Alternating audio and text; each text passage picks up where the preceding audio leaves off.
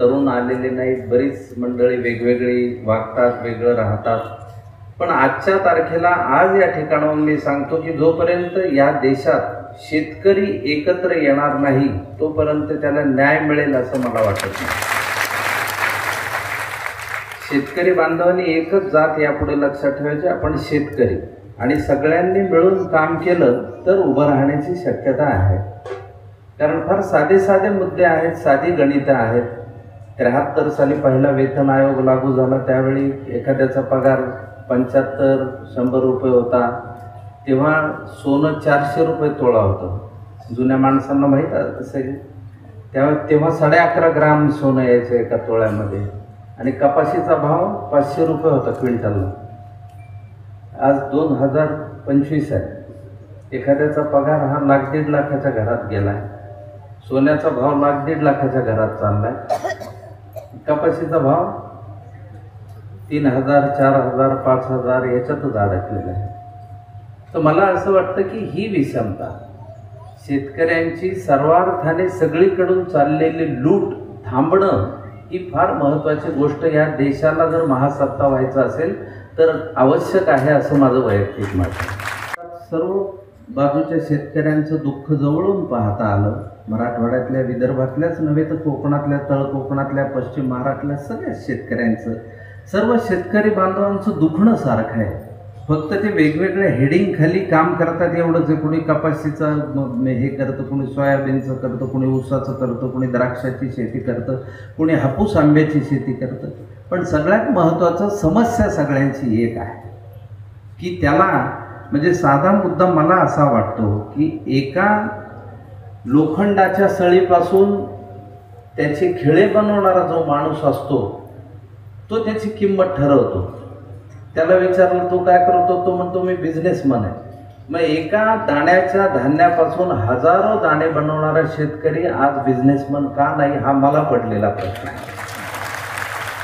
म्हणून कलावंतगिरी करता करता आपण याही बाजूला मदत केली पाहिजे असं माणूस म्हणून जेव्हा जाणवलं, त्यावेळी अंशतः मला नाम फाउंडेशनचा एक सदस्य होता आलं याचा आनंद, आणि 10 वर्ष या कामात देता आले ह्याचाही मला मनापासून आनंद.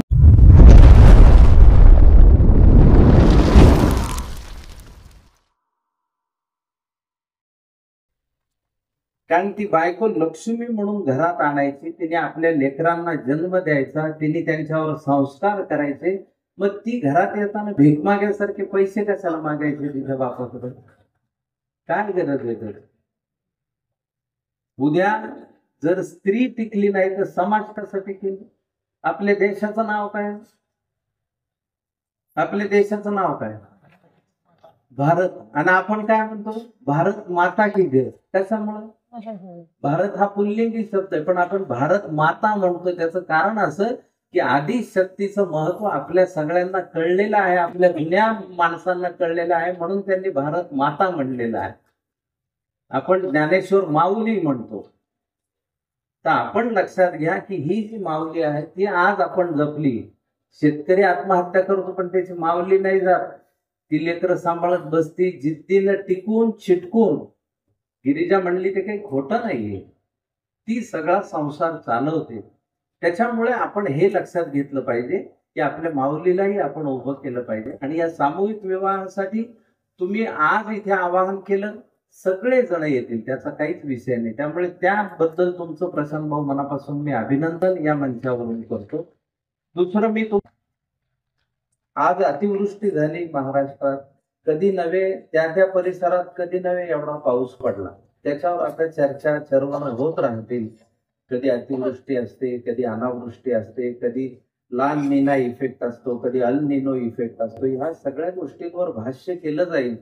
पण या मंचावरून एक कळकळीचं आवाहन मी सर्व बँकांना, पतसंस्थांना, मायक्रो फायनान्स वाल्यांना करतो की कृपया या काळात शेतकऱ्यांकडे वसुलीला जाऊ नका, तुम्हाला हात निवडून मिळेल. या बाबतीत सरकारने काही कठोर पावलं उचलावीत असं माझं स्वच्छ मत आहे. 800, 850, 900 रुपये जर हप्ता असेल तर त्या शेतकऱ्याच्या घरी जाऊन त्याचा अपमान करू नका. अतिवृष्टीमुळे सगळं झोपलेले हे बघायला वेगळ्या गोष्टीची गरज नाही, आपल्या सगळ्यांना माहिती आहे. आता ड्रोन पण उपलब्ध आहे. ड्रोनच्या शॉट मधनं आपण पाहिले रस्ते पाण्याखाली, शेत पाण्याखाली, बऱ्याच जणांची शेतीच खरवडून गेलेली आहे.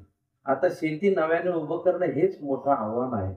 मग आधी घेतलेल्या कर्जासाठी ते कुठून परतफेड करणार हा साधा विचार करण्याचा मुद्दा आहे.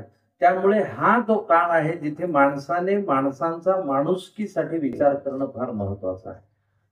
कारण कसं असतं की समाजामध्ये कोट्याधीश अब्जाधीश खूप माणसं असतात, पण देण्याची वृत्ती त्याची आहे की नाही हा फार महत्वाचा मुद्दा आहे. झाकली मूठ 1.25 लाखाची हे तुम्हाला सगळ्यांना माहिती आहे. आपल्याकडे म्हण आहे, झाकली मूठ 1.25 लाख. ती आली कशी माहिती का? एका राज्यामध्ये एकदा एक जुनाट मंदिर होतं आणि राजाने सांगितलं की अरे ह्याचा जीर्णोद्धार केला पाहिजे, हे नवीन केलं पाहिजे मंदिर. आणि त्या मंदिराच्या पुजाऱ्यावर राजाने जबाबदारी टाकली. म्हणले तू हे काम कर. तो म्हणला बर महाराज.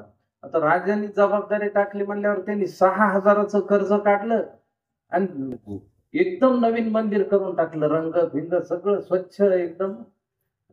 राजा आला, राजाने बघितले मंदिर तर नवीन झालेलं आहे. पुजाऱ्याला अभिनंदन केलं आणि त्याच्या हातात 4 आणे ठेवले. पुजारी हा बघला 4 आणे. म्हणलं 6,000चं कर्ज घेतलंय, आपल्याला वाटलं राजा असं काहीतरी देईल चांगलं. 4 आणे तो घट्ट मोठच दाबून बसला. लोक विचारायला लागले राजाने काय दिलं. नाही, फार महत्वाची वस्तू दिली राजा, दाखविता येत नाही म्हणे. लोक अजून गर्दी करून काय आज मोठीमध्ये. नाही नाही काहीच नाही, मला महत्वाची गोष्ट दिली महाराजांनी, कुणालाच दाखविता येत नाही, काहीच नाही. गदारोळ पसरला, सगळे विचारायला लागले राजाने त्याला काहीतरी दिलं आणि त्याने मुठीत झाकले, कोणालाच दाखविना. तो म्हणल्यावर कस काय दाखविना काय. हळूहळू राजापर्यंत ही बातमी गेली. पुजारी काही मोठ उघडीना आणि तो काही कुणाला दाखविना. राजा परत आला, त्यांनी 1.25 लाख रुपये पुजाऱ्याला दिले सगळ्यांसमोर आणि हळूच त्याची मूठ हातात घेतली, 4 आणे काढून घेतली. नमस्कार शेतकरी मित्रांनो, शेतकऱ्यांसाठी मोठी बातमी आलेली आहे. शेतकरी मित्रांनो, तुम्हाला सर्वांनाच माहिती आहे की नाना पाटेकर आणि मकरंद अनासपुरे सप्टेंबर 2015मध्ये नाम फाउंडेशन या संस्थेची स्थापना केलेली होती, जी महाराष्ट्रातील आत्महत्याग्रस्त शेतकऱ्यांच्या कुटुंबांना मदत करण्यासाठी काम करते. आणि ही संस्था दुष्काळी भागात शेतकऱ्यांच्या समस्या सोडवण्यासाठी व त्यांच्या पुनर्वसनासाठी आणि इतर सामाजिक कामासाठी सुद्धा ही संस्था काम करते. तसेच शेतकरी मित्रांनो, नाना पाटेकर हे प्रसिद्ध अभिनेते आणि दिग्दर्शक, नाम फाउंडेशनचे एक संस्थापक सदस्य तसेच सामाजिक कार्यासाठी ओळखले जातात. आणि तसेच मकरंद अनासपुरेसुद्धा प्रसिद्ध अभिनेते आणि दिग्दर्शक, नाम फाउंडेशनचे हे सुद्धा सदस्य, सामाजिक कार्यासाठी सुद्धा हे ओळखले जातात. आणि आताच आपले प्रसिद्ध अभिनेते मकरंद अनासपुरे यांनी एक मोठं विधान केलेलं आहे.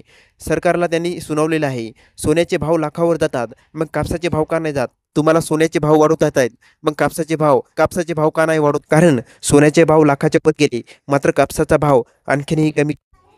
तर मित्रांनो, हा व्हिडिओ नेमका कसा वाटला खाली कमेंट करून सांगा. आणि याविषयी अशाच आणखी नवनवीन माहितीसाठी आपल्या KK मराठी GR या यूट्यूब चॅनलला लाईक, शेअर आणि सबस्क्राईब करायला विसरू नका. धन्यवाद मित्रांनो. जय हिंद, जय महाराष्ट्र.